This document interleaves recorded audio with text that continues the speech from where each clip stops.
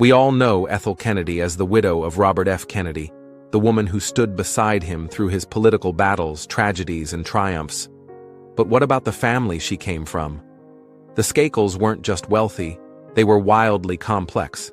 In this video, we're diving deep into the stories of Ethel's 6 siblings: Rushton, Patricia, Georgian, James, George Jr., and Anne. Some were public, some private. Some made headlines for the wrong reasons. And one, well, you probably know his son. Let's start with the man who ran the family empire, and whose life would eventually be overshadowed by a murder trial that shook the nation. Number 6, Rushton Walter Rush, Skakel Sr. Born in 1923 in Chicago, Rushton Skakel, who everyone called Rush, was the classic image of East Coast wealth. His father, George Skakel, had founded the Great Lakes Carbon Corporation, a business that turned coal into carbon coke, a product used in steel production. It might not sound glamorous, but it made the Skakels rich enough to live in a 31-room English manor in Greenwich, Connecticut. When Rush was young, tragedy struck. In 1955, both of his parents were killed in a plane crash, instantly making him, along with his brothers, the heads of the family business. And Rush didn't take that lightly. He stepped in as chairman of Great Lakes Carbon and led the company for over 3 decades. Under his leadership, it became one of the largest privately held corporations in the country. Rush had 7 children, including 2 sons named Michael and Thomas. His wife Anne died in 1973, and later, he remarried. The family lived in a luxurious Tudor mansion in Belle Haven, a quiet, ultra-rich neighborhood in Greenwich. But in 1975, that peaceful neighborhood was shattered by a horrifying crime. The murder of 15-year-old Martha Moxley, found beaten to death with a golf club on her front lawn. Michael Skakel, Rushton's son, was eventually charged with Martha's murder decades later. The trial, the media frenzy, the questions about privilege and power, it all circled back to Rush. And even though he was never accused of anything, the spotlight burned hot on the Skakel name. During Michael's trial, Rush was in declining health.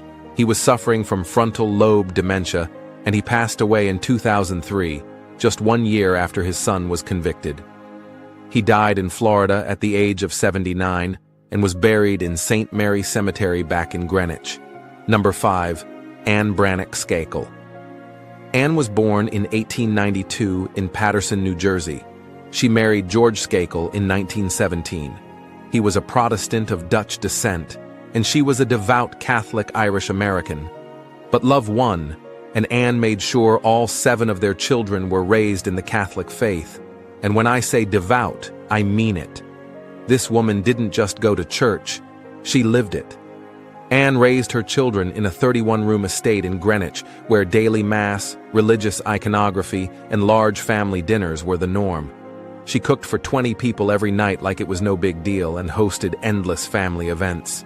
The nickname Big Anne didn't come from her size. It came from her presence. People said you could feel her energy before she entered the room. Number 4, Georgian Skakel. Born in 1918 in Chicago, George Ann was the first child of George and Anne Skakel, and in many ways, she lived the classic socialite life of her era. George Ann grew up with privilege, but also the pressure that came with being part of an ambitious, Catholic, and very public family. She was raised in Greenwich, Connecticut, alongside her 6 siblings, in that now famous Skakel mansion. She was Ethel's big sister, both in age and in presence, and like her mother, she had a flair for hosting, tradition, and elegance. In 1945, George Ann married John Joseph Dowdall III, and together they had 4 children. Sadly, tragedy would strike her life early. John passed away in 1957, leaving her a widow. Just a year later, she married again, this time to George Terrian. She didn't chase political headlines like some of her siblings or nieces and nephews, but she stayed active in her community and her church. She lived most of her life in Greenwich and was heavily involved in charitable work. When she passed away in 1983 at the age of 64, she left behind a quiet but powerful legacy. Someone who held the Skakel family together during some of its most turbulent years. And just like several other family members, she's buried at St. Mary Cemetery in Greenwich. Number 3. James Curtis Skakel, the third born in 1921 and named after his grandfather. James was the second child of George and Anne Skakel. After the tragic death of his parents in 1955, James and his brothers took over the reins of Great Lakes Carbon Corporation. He pursued a career in real estate development, but remained closely tied to the family's carbon business. While Rushton often took the public-facing role, James was more private, quietly running the business side of things and expanding the family's wealth. He married Virginia Myrick Weinman in 1952, and together they had 5 children. The family eventually left the cold of Greenwich for the warmth of Florida. He died on April 25, 1998, just a week before his 77th birthday in Miami. He's buried in Doral, Florida. Number 2. George Jordan Skakel Jr., born in 1922. His life? Fast, ambitious, and tragically short. George Jr. followed in his father's footsteps, diving into the family business after George Sr. and Anne died in the 1955 plane crash.